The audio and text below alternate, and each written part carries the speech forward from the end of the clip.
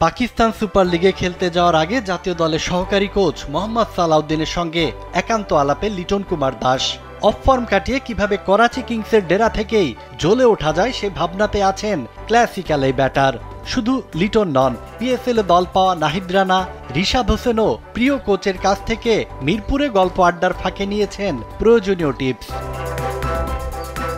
জিম্বাবুয়ের বিপক্ষে test series সামনে রেখে জাতীয় দলের ক্যাম্প এখনো শুরু না হলেও সালাউদ্দিন ঠিকই প্রয়োজনের সময় পাশে আছেন ক্রিকেটারদের।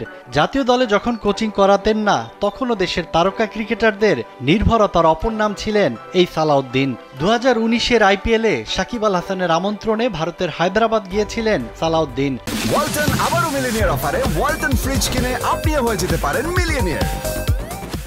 সাকিবের সঙ্গে কিছুদিন কাজ করার পর আইপিএল শেষ হতে ইংল্যান্ড বিশ্বকাপে টাইগার ক্রিকেটার 8 ইনিংসে করেছিলেন 606 রান। পরীক্ষিত কোচ এবার লিটন, নাহিদ রানা, রিশাদদের দিলেন টোটকা।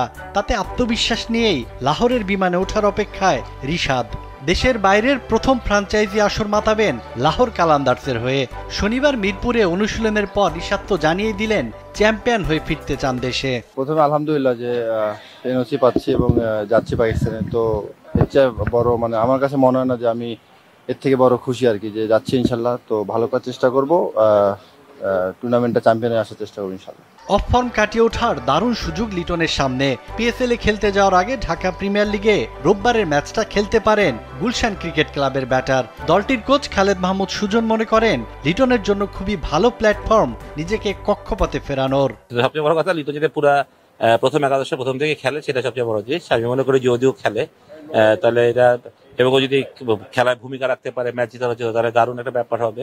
সেটাও দলের জন্য এবং লিটনের জন্য একটা বিরাট বড় কনফিডেন্ট বিল্ড আপের জায়গা হবে, বিশেষ করে সেটা। 3 ক্রিকেটারই পিএসএল এ যাবেন ভিন্ন ভিন্ন লক্ষ্য নিয়ে। একজন টপ অর্ডার ব্যাটার, একজন লেগ স্পিনিং অলরাউন্ডার, আরেকজন এক্সপ্রেস পেসার। পিএসএল এর 10ম আসর শুরু হবে 11 এপ্রিল।